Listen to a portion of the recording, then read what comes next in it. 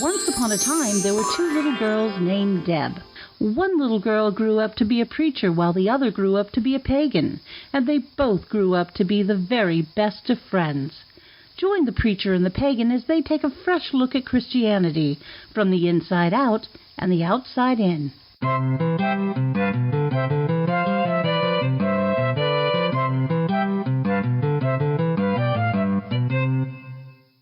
Hi, welcome to The Preacher and the Pagan. I'm Deb Bodwin from south of the border. How are you, Deb Sutter? I am cold. We're getting semi-blizzard conditions up here in Canada, but hi, everyone. It's nice to be back and to talk about things. How are you doing there in the warmth? I'm doing fine. Now we were supposed to do the pagan episode this time, but Kat's still under the weather. My wife has been recovering from a hospital stay, which is why we're so late on all of this. Bless her heart. She's scooting around with a walker and doing well, but she just wasn't up to recording today. Yeah, and when she is, we're going to get back to the pagan stuff because she is absolutely brilliant.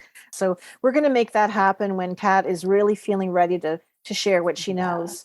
So this time we're going to actually jump ahead to Lent because Lent begins for Christians on the 2nd of March. That's just a couple of weeks from now. So there's a lot of stuff that Christians kind of get ready for at this time of year. And Catholics tend to do it a lot more with a lot more intention than Protestants do. But I think Protestants are starting to realize how important the whole process is. Mm-hmm. So Lent, when you were growing up, Deb, what was it like for a little girl in Louisiana in a Catholic situation?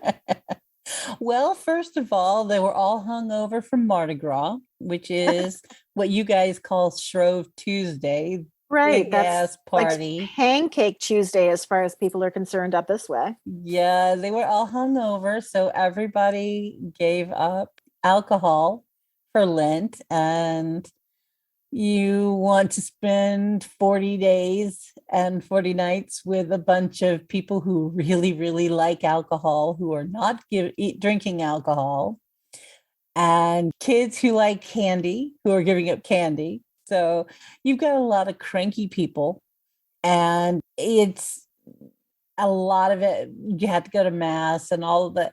And it was so much, especially being in a Catholic school. There were masses every Friday. It was, they had the Palm Sunday and all of this, where you had to have the blessing of the palms and everything. It was, I pretty much blocked most of it out of my memory. I'm not going to lie to you. Oh, it doesn't sound pleasant at all. I will promise you, after 40 days of abstinence from alcohol and candy, the perfect admixture is Easter Sunday at the beach with a bunch of drunk adults and a bunch of sugar high kids from Easter candy. It is a total admixture of nightmare proportions. So okay, so we're going to talk about other ways of doing Lent. Oh dear, I'm sorry, Deb. I didn't even realize I was going to open such a can of worms. So let's. Sorry. No. You know what? No, hon, that's your lived experience, and that's got to be honored. So starting it with Mardi Gras, that's carnival is your cultural experience. That's my part of the world. We kind of try to pretend we're associated with that kind of stuff, but I mean, there's something about Louisiana in the springtime that you're just not going to get in the northeastern Atlantic in spring. No. It's a very different reality. We, as I said, it's usually called Pancake Tuesday by a lot of folks up here. So the churches every church seems to run a pancake dinner on the Tuesday before Ash Wednesday. And I was explaining to kids, I do explain to kids every year that it's kind of the equivalent of what Jewish folks do right before Passover. The whole idea was to get rid of all of your sugar and oil and all of that stuff and start into the penitential season of the church year, the time we were supposed to be reflective on our own journey. And for a number of years now, I've actually spent time working with kids and teenagers on what to do with Lent, because especially if you're in a Protestant tradition, you don't have a lot of these external symbols the way the Roman Catholics have had. And parents aren't always sure how to teach Lent. I mean, when you the build up to Christmas being Advent, you can do all sorts of stuff with that. But what do you do with Lent leading up to Easter? So I actually on my website, Barefoot Evangelist, I have a program for parents to do with children, another program for teens to do for themselves. And I've noticed that people have already started to take advantage of the handouts and the flyers and the Cool. videos that I've made, because Protestants want to be able to do this. Well, I mean, I'm sure Catholics do too, with something that is more in tune to children, Okay. because we've kind of forgotten what that's like.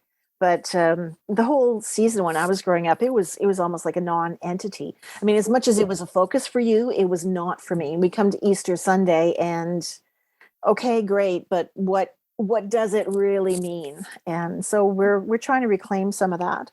I have Um, to admit, last year your Lent stuff, I watched so many of your Lent videos last year, and it was actually a revelation for me. It was very wonderful, well, thank you. simply because so much of the focus was on he died for your sins, your sinners, and Right. really looking at how I don't know if this was everybody's experience, but it was definitely my experience. It was massive guilt. Like, we Mm, are bad people, we are bad creatures, and this amazing man suffered and died because of us. It's our fault. It was really just I that is such internalized garbage way, theology. and Yeah. I don't know that they put that on me, but I put it on myself, and I Right. was way too. But with yours, it was like you tried to put yourself in the shoes of the people. I think a lot of people just think of Easter and it's like, oh, okay, this happened in a vacuum. No, this didn't happen in a vacuum. Hmm. Yeah. What was it like if you were living in that time? And this, why would you go with the crowd? Would you go with the crowd because you really believed it, or because you were scared because the Romans were watching you? Right. And if you didn't go with the crowd, would you be somebody who was then rounded up? And so that put it in a very different perspective for me. And I think a lot of people don't think, they just think, oh, boom, boom, boom, Gethsemane, the cross, the stone gets rolled back. They don't think of everything that led to this massive thing that wound up in the death of a man. Hmm. Yeah. I think the sin thing is definitely overdone by a lot. This whole atonement theology, where Jesus is kind of the scapegoat for all the bad things we have done. I mean, that's not in the scriptures. That's not in the thinking of the earliest Christians. That wasn't part of the deal at all. It was this guy who had taught us a new way of living, a new way to appreciate each other and respect ourselves, was killed for his political activity. And I think putting that whole atonement thing on it in is a twistedly brilliant way of forgetting the social change that the Mm-hmm. Christian gospel was all about. If you focus, we did this with another with our sin and hell episode. I mean, when you focus totally on yourself, you are encouraged to ignore what else is going on. If you look at what else is going on, then suddenly it's like, wait a minute, I've got to do something to make this better, or Mm-hmm. else I mean, I've got that kind of power, and that's what this is about, with the exception of the season of Lent. The season of Lent should be the time when we're saying, okay, I'm doing my social thing, but I need to spend these next 40 days in contemplation. Like, what's going on? Why am I doing this? What's my motivator? Where do I need to do work on me before I can go back to working on the world again? And I think that's lost for a lot of folks, because it's not about how horrible we are. It's a season of growth Mm-hmm. and a season of opportunity. And I would think even calling it the season of penance is a little bit Mm-hmm. too thick, And because it's not. those are concepts that are hard for adults to Well, exactly, which grasp. is, So could you yeah, imagine being a child in that? I mean, of yeah, course, you're just going to take the surface of it, Yeah. And if you're prone to it, you're going to take the worst aspects of that surface. Well, yeah, because I don't know what it is about our species, but we tend to remember the bad and forget the good. That's a survival instinct. Yeah. Remembering the good is not going to keep you alive. Remembering that that bear could kill you is going to keep you alive. That's fair. That's fair. Yeah. But I think we go overboard now in a society where the bears probably aren't going to walk down Main Street. We overdo. I think that's also one of the reasons why I try to, when I was doing stuff for kids, trying to make it real for kids, a lot of the adults got a lot out of it because they hadn't allowed themselves to really dig into it because they didn't know what they were doing. Yep. And because it was overwhelming for them. And what do you do with this? And that might be one of the reasons why Lent is not such a big thing in Protestant and more progressive Catholics, simply because they don't want to perpetuate that you're a bad person. And he died for you because you were a bad person. He was the scapegoat. Maybe they don't know how to translate it into something that's more powerfully transformative and effective, which is what I think they wanted it to be. I think that's fair. Yeah. I mean, it's always interesting to me that Lent starts off every single year. I mean, the way the Christian calendar works it is we've got a 3-year cycle where we go through Matthew, Mark, and Luke as the primary gospels. And the first Sunday of every year, we talk about Jesus' temptation, even though every gospel has that temptation story right after his baptism. He gets baptized, goes out in the wilderness, has this experience. But we start that Lenten journey with the temptation of Jesus after his baptism. And it's a time when Jesus wrestles with his faith. What do I really believe? What am I about here? What am I doing? What is my role in here? And I think we don't do a good enough. Well, I think for sure we don't do a good enough job of really understanding that Jesus struggled too. Jesus did that internal work. He didn't just get up out of baptism and go to work and start to try to change the world. He took time out.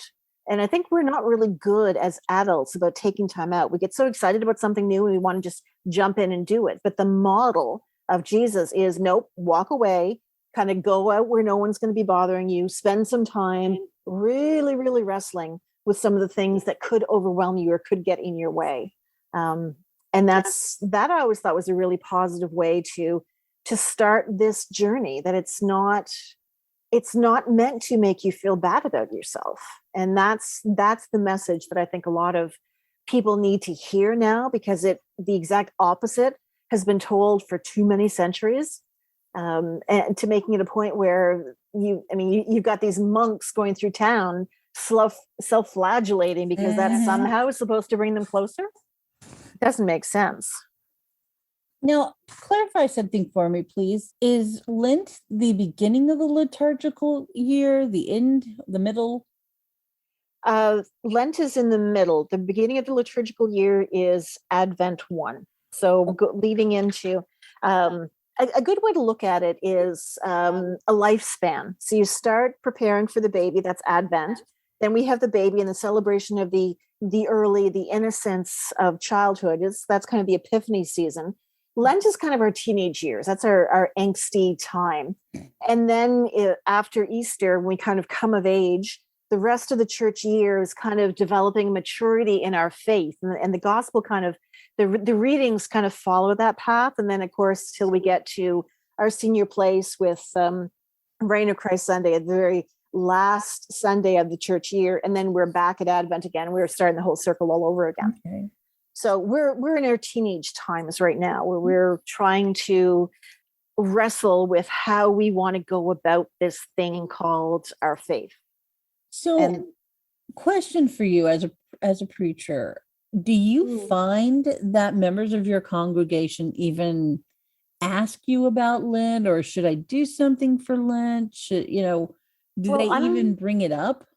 I'm from a low church tradition too. So low church traditions tend not to have a lot of ritual anyway. But I have found in my years of preaching that people are curious. They want to know more about it. They want to have a little more ritual, and particularly parents. They want to be able to help their kids understand what's going on. But when it gets to Lent and Easter, that atonement stuff kind of gets stuck in the way, and they don't know how to broach it with their kids without this whole big nastiness that they assume is part of it.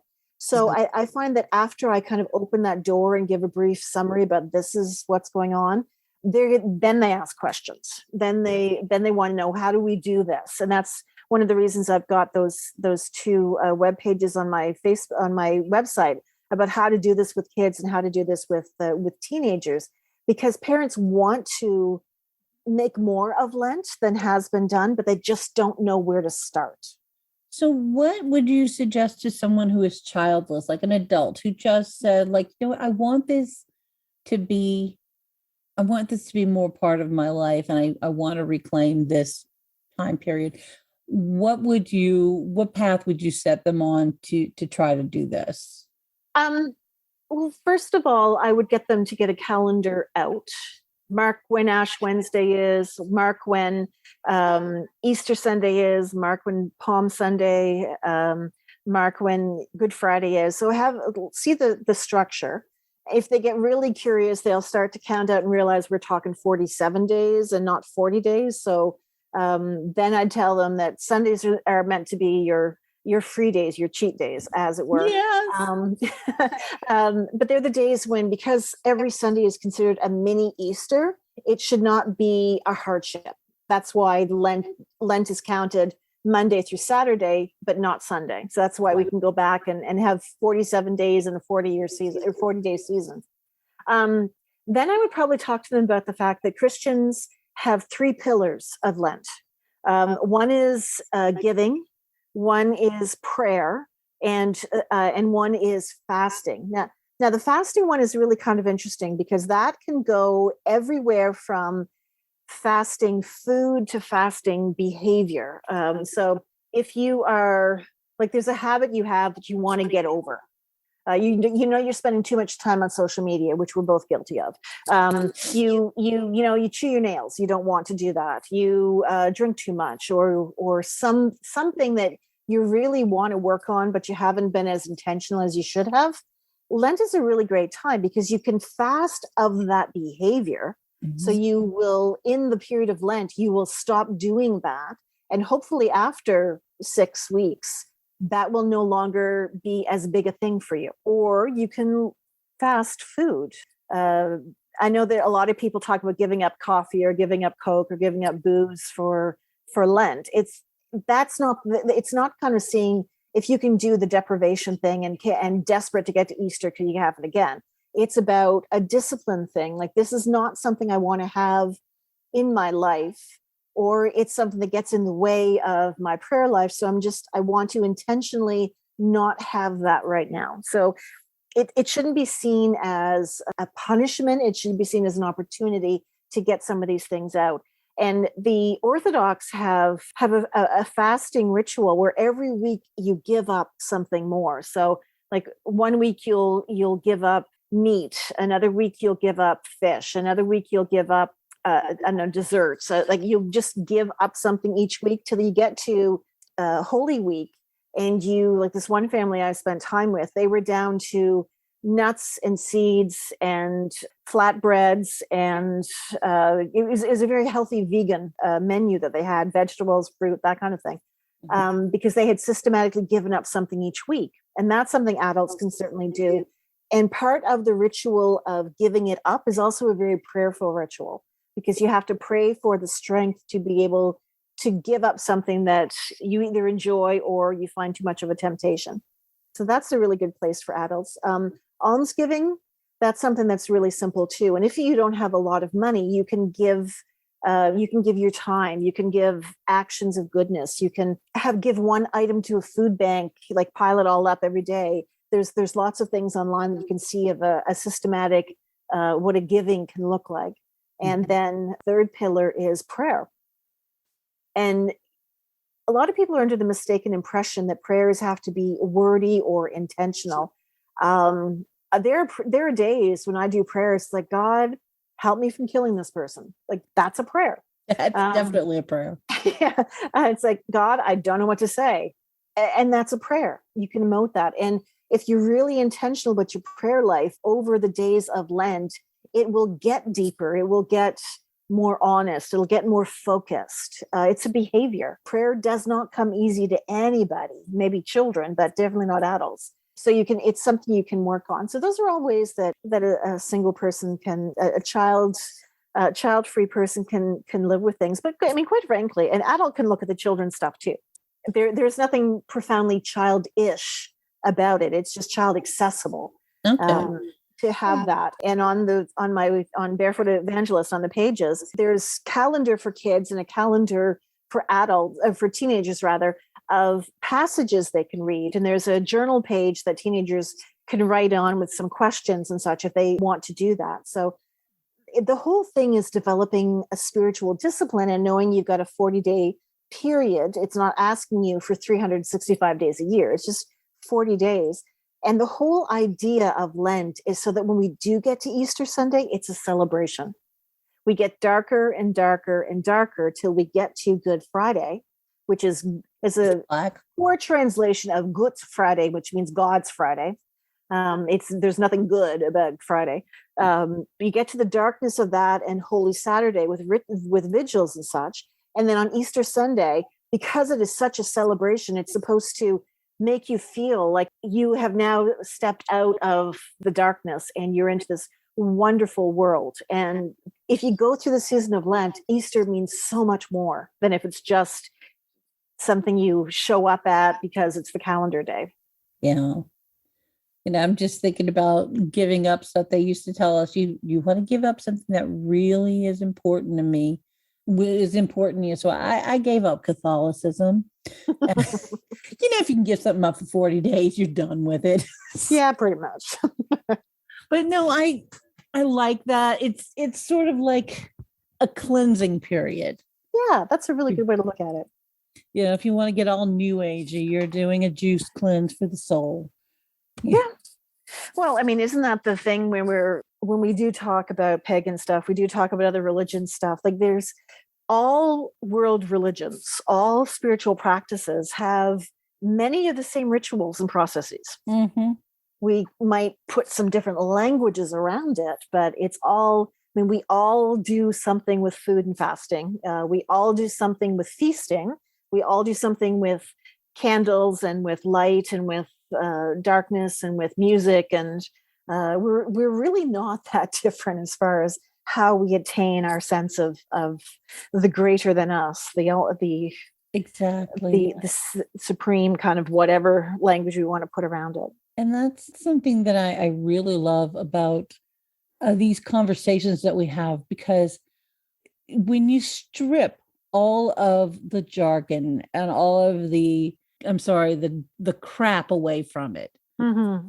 it basically is a series of actions that you as a human can do to become more in tune with whatever spirituality, whether it's God, Jesus, the Great Mother, nature, whatever. These are practical things that every human can do to live a more enlightened, spiritual, and connected life, and how we can all be better people together. And it's just, we get so caught up in the trappings and the jargon that we forget we're all doing this, basically the same thing. Yeah. Well, in the identity too, like we put ourselves in silos, and interfaith dialogue is trying to get us out of those silos. But even interfaith dialogue is still kind of limited to almost the periphery in a lot of traditions. It's not the main, it's not one of the main efforts, which is unfortunate, because too often religion is used as a weapon. It doesn't matter what religion you are. It's used as a weapon, and that's not how religion is designed to be used at all.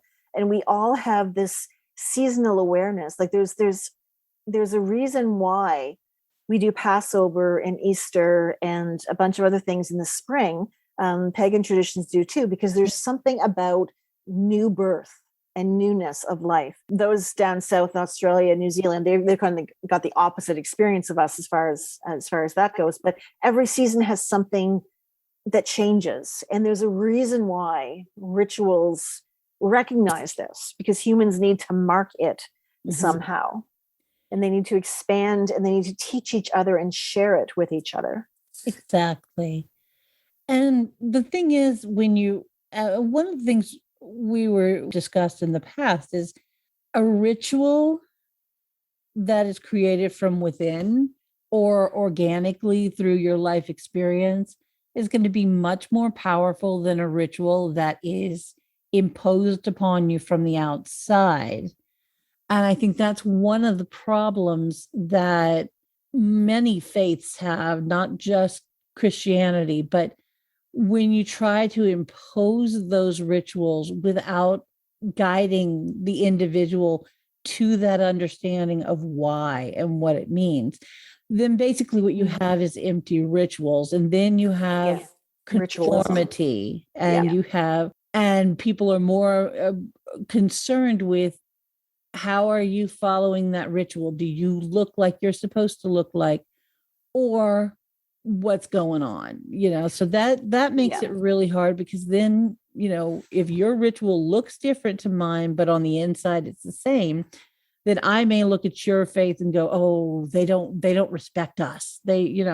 So it gets hard when you're in such a huge religion that it is, the individual seems to be lost in the shuffle. And I think that's one of the big problems that I see with Christianity and a lot of the older, more organized religions, is that the individual does tend to get lost in favor of conformity.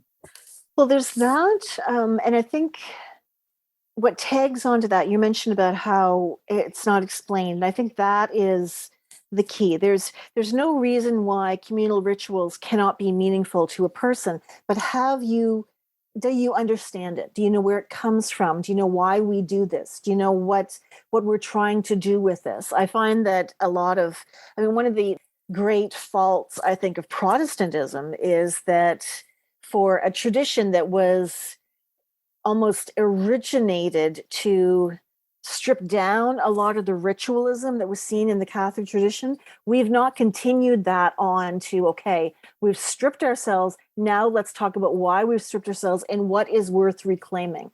And Protestants tend not to do that. And I find that, like, when I'm talking to people, I should not be the first time they're hearing a lot of this, especially if they're like 60, 70, 80. They should know this stuff, and they don't.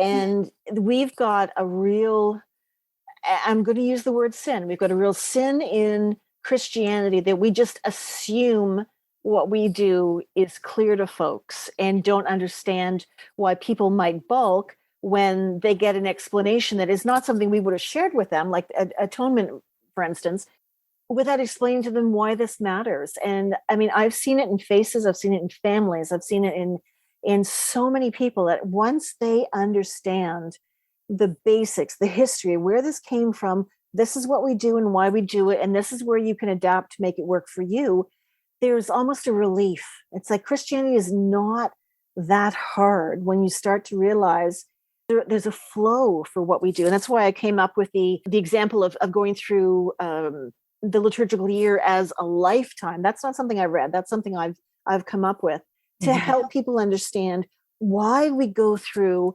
things we go through, and why they are where they are, and what we can get out of those as we process through this every year. And when it comes to Lent, when I put it in terms of the teenage angst stuff, suddenly it's like click, lights go on. It's like, okay, I get this. I remember those years myself. This is a time of incredible introspection. What's that I hear? And then it's What's not that too I hear? much. Is that the sound of Team Metaphor rising from the ashes? There you go. There you go. Absolutely. Absolutely. If there's one thing I can say about every Christian educator I have ever met, is that they are so few and far between when it comes to putting the church tradition in common sense language, that I sometimes want to pull my hair out. It's like, you're making something really simple too complicated. Well, it keeps them in a job. Well, and it keeps them in a jar, right? It keeps people controlled. I mean, Christianity I'm going to was put a doing quick just pause, fine okay? for 300 years without all this ritual placed upon it. Hold on. Okay, sorry about that. All right. So, Deb, Hmm. now I know you talked about the structure of the year, and the liturgical year being akin to a life. Just like for the pagans, it's the wheel of the year. It's from planting to harvesting. Right. Yep. Within the context of Lent, it's a 40-day period and it's cut into several weeks. Is that structured individually or anything like week one is this, week two is that? I guess it can be. It depends on how you want to approach things. Like I was talking about fasting, you could that Orthodox family that gave up something every week. You can decide this is the week I'm going to focus on this topic, and next week I'm going to focus on another topic. That can really help with prayer development and where you want to go. Like this week I want to focus on praying for my family, and next week I want to practice or focus on praying for the world, and then next time I want to focus on praying for my town or city. So you can put that structure on, but there's no expectation or requirement of that. Okay. It's just whatever feels right for you. The whole idea is that we're going deeper and deeper and deeper into ourselves, and then we get to Holy Week. So that's the week between Palm Sunday, where we celebrate Jesus coming into Jerusalem, waving palm branches, and he's going to be the Savior. And the very end of the week, where it's the Sabbath, Jesus has died, and because it's the Sabbath, they can't tend to his body properly because Jewish or Hebrew law at the time said that people could not be out after dark. You had to respect Sabbath, not do work on effort on the Sabbath. So his followers are left kind of hanging because they're still part of the Hebrew tradition and they can't go about at night because it's not safe. So they're waiting till they can finally get back and deal with his body and give it the respectful burial that it requires. So we've got Holy Week in there where that just goes right downhill fast. And something actually to expand on that a little bit. I talk about the politics of Jesus. This whole sense that Jesus died for our sins, that's been put on later. That was not the earliest stuff. Palm Sunday was incredibly political because Jesus came into town riding on a donkey. When kings and princesses and leaders and saviors came into town, they rode on horses. So right away, he was riding on the working class ride, just one step up from walking, really. And the whole idea that he came in as the savior, the Messiah, this person who's going to lead political unrest and overthrow the government, but Jesus didn't do that. That wasn't the way he went about it. The palm branches, that was what you did when you welcomed. Hosanna meant save us. So Jesus was met with a group of people that were expecting him to lead an armed rebellion against the Romans. And everything he did coming into the city subverted that idea. So we get the Hebrew people going from celebrating him on a Sunday to telling people to kill him on a Friday. And it just went downhill from there. So when we're in the period of Lent, even if you don't do the weeks before, when you get to Holy Week, which is quite honestly the most exhausting week of the year, every day you're sort of kind of paying attention to how Jesus is essentially pissing off everybody as it's getting closer and closer to the end of the week, how he is not the political warlord that the Romans feared, that the Pharisees and Sadducees feared, and that the average people wanted. So you can't separate Lent from political action. That's the other thing that goes on. Had there been cable news at the time, it would have been a week we'd have been watching the TV every Oh, single day. absolutely. I mean, Like, he what's this gets in Jesus the kid faces gonna of do now? yeah, precisely. I mean, he gets in the face of the people who are changing money in the temple. It's not about no money in the temple because that's kind of what they did in the open courts around the temple. But he was getting in the face of a certain group of people who were exploiting Mm-hmm. those who came in. So, I mean, everything about Jesus' ministry is about him trying to stand up for the vulnerable and the poor, and how he was killed for trying to bring change. You can't go through that as someone who wants to really get into the emotion of Holy Week without being changed. So when you get to resurrection, it's not just, yay, we can go back to all the things we gave up, or we can, wear fancy clothes and get chocolate today. It's about, we have transcended. Something bigger than us has happened. Like the darkness is gone. The celebration is here. The promise of life beyond what we know is right in front of us. It's supposed to be big, but you got to go through the dark stuff first. And I think that's also one of the reasons that people are uncomfortable with Lent, is this concept of putting yourself through dark times intentionally. And so many people, this is something I also caution with the teenage program that I wrote. You have to be careful that you don't dive too deep into the dark, that you get yourself too far away or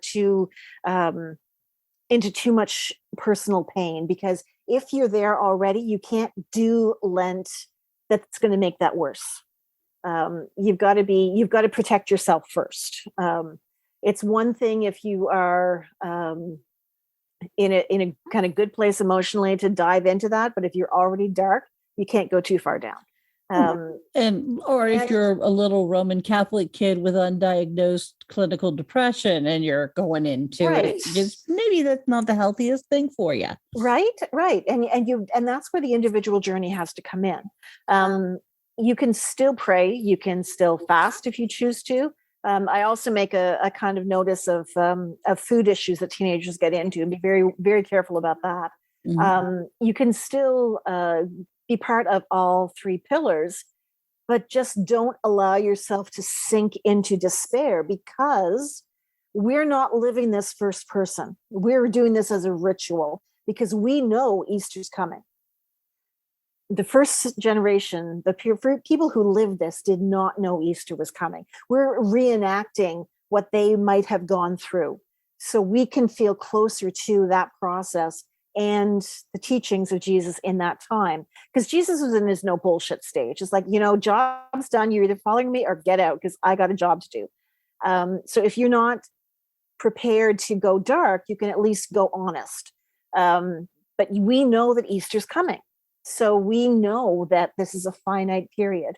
If your tendency is to dive too dark and deep, the ritual will not be what it needs to be for you. So you have to kind of protect yourself also emotionally, if that's just someplace you can't go. And we got to protect each other, because as a kid who took this on too much, that's going to hurt, and that's not the point. Lent should not hurt. Okay, that's good to know. No, I can think of many friends who I think they do avoid Lent because they think that's the expectation, and it's not. Self-reflection should not be destructive. Self-reflection is actually quite addictive once you do it right. It's, the more you know about yourself, the more you understand about the world and your place in it. Right. And the more effective your life can be. Precisely. And that's why Christians have a ritual of doing it every calendar year, to prepare for the joyous stuff so we can keep on going. And put in those terms, I think it's a very positive experience. Mm-hmm. But a lot of people in my seat, preachers and educators, do not frame it like this for people. So they're kind of left floundering, like, what do I do with this? So they just kind of push it aside because it's just too hard. And then they get questions from folks like, well, what is this all about? And it's like, I got nothing. Like, what is this about? So I think it's really important to. You can't teach something you don't understand. No. I remember growing up. My mom was very, very spiritual. She was into a lot of rituals, Christian rituals, and we had we didn't have the candles that I suggest about extinguishing one each week, but we did have little cards where we'd put a nickel or a quarter in every day, and that would kind of mark our time. And then we brought them into the church, I think Good Friday, maybe. I remember that, yeah. Yeah, but they were something physical we could do. and we did this. And when my kids were little, we didn't have the cards, but I had crosses. So kind of like you mark Advent with each day marked, we would do Lent with each day marked, and they could see how it would progress. So that we knew they knew we were in the middle of something special.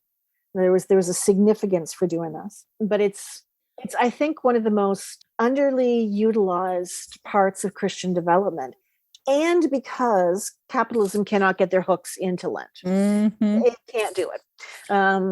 It got its hooks into Advent, got its hooks into Christmas, tries to get its hooks into Easter. You cannot make money off of introspection. No, not really. Do Protestants have anything familiar to the Stations of the Cross? Yes and no. It depends. I mean, Protestantism is essentially everything that is not Roman Catholic or Eastern Orthodox. So it's huge. There's a lot that falls into there. There's some traditions that do Stations of the Cross. There are a lot of traditions that don't. So I think it's a matter of which church you're part of. I was part for a number of years where this really, really wonderful priest had a children's version of Stations of the Cross. So the cool thing about children's stuff is that done right, it's not childish. It is more accessible to adults. And the adults appreciate the children's stuff even more than the children do. And this particular service, I remember every year, was quite powerful. And it followed on the heels of Maundy Thursday, cleaning the sanctuary. Not sure if you did that in your tradition, but in traditions that I've attended up here, an Anglican church, I remember it was the most powerful service I was ever in attendance. They took all of the banners out. They covered the crosses with purple cloth, and the entire sanctuary was stripped of decoration or covered, anything that couldn't be removed. And we just sat there while the altar guild went to do all of this thing, and then we left. There was no closing, and I think that's the other one of the things that I appreciate about a really good Maundy Thursday or Good Friday service is there's no ending to it. There's no benediction. There's no kind of formal announcement that this is over. It just stops. Like, get out. But you know that it's ongoing. It's just not ongoing in this space. So it's pretty powerful. Yeah. I remember the one thing I did not hate about Lent when I was a kid was that we did do Stations of Cross, usually before school. Right. Because I did go to Catholic school. And I promise you, I will never forget Saint Veronica, because she was the one who had the cloth and she washed Jesus's face. That's all I remember. And then we got the Shrouded Turin. Well, which isn't really the Shrouded Turin, but that's a story for a different time. Yeah. Relics and myths. Yep. Absolutely. Yeah. I mean, there's a beauty in the Station of Cross because it makes you stop and pay attention along the road. Like, this happened and this happened. It wasn't an easy journey. And I think that's one of the things the Station of the Cross gives folks. Understand the humiliation and the horrible anticipation that goes with the whole process. Well, and I think for me as a child, and please remember, all of my Christian experience was as a child. I've not been a practicing Christian since I was 18 years old. But seeing the visual as you're hearing the story, it made it more real, because I'm not a particularly visual thinker. So hearing the story, seeing the pictures, and literally walking from place to place, it was so many different forms of learning, and that my brain could actually connect. Yep. Whereas when it's just a preacher talking, honestly, especially if it's something unpleasant, my brain will just check out. I think a lot of people do that. Yeah. I do. Yeah. And then I think that's one of the reasons I like the idea of marcating the days somehow, so you kind of recognize the passage of time. But we talked a little bit Easter as well.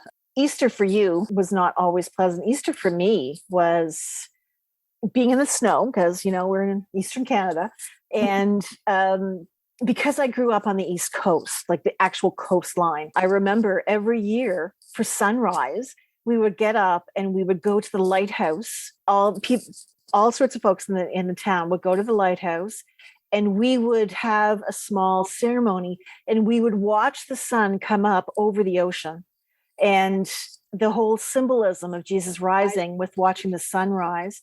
And then we would go to breakfast. It was hosted. Every church had a chance to host it. We were growing up, and I always remember being excited when the Anglicans hosted it, because I grew up in a dry household. So that was the only time a year, every second year, when the Anglicans hosted Easter sunrise service, I would be able to have wine for communion. And so that was my grand adventure with alcohol when I was a child. You wild woman. Oh, I know. But we would have breakfast together, and then we would all go back home, and then we would dress in our finest whatever, and then go to church and have proper Easter service, and then carry on with our families. And that, to me, I mean, Easter to me is all about that sunrise service. Even if I have missed service itself, which I think I've only done a couple of years in my lifetime, to be there, especially if I get a chance to be on a coast anywhere for Easter Sunday and watch the sun come up, that to me is the moment that makes it. I tell folks that the Easter sunrise and coming out of the church at midnight on Christmas Eve, those are my two pinnacle moments of the year in my faith. It was just such a visual of the world being lit up, and about a newness coming, and a profound experience has happened that we celebrate. It was quite magical. It was it's I can't put enough words on it. It was such a positive thing. And I remember years ago, I encouraged a bunch of teenagers to do it with me. And I've had my kids do it from time to time. And teenagers tend to not be morning people. No.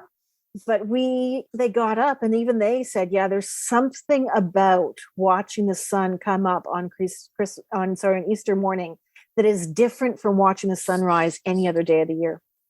You're a hopeless romantic. You know that, don't you?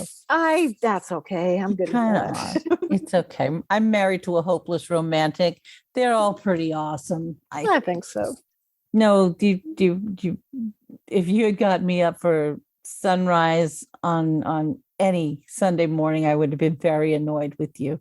I don't think I would have found the joy in it. I've been like, well, I can't say I found the joy in having to get a snowsuit on at 5 o'clock in the morning and tromping through a foot-high snow when I was a teenager. But now looking back, it was a beautiful, beautiful thing. See, I can't even imagine that when we were living in Louisville and it snowed on Easter, my brain just blew up, because by Easter Sunday in Louisiana, it is already hot. It's already stinking hot. You're already down at the beach. You're already hoping to go swimming after church. It's just the idea of snow is crazy. I remember used to looking at Easter shots with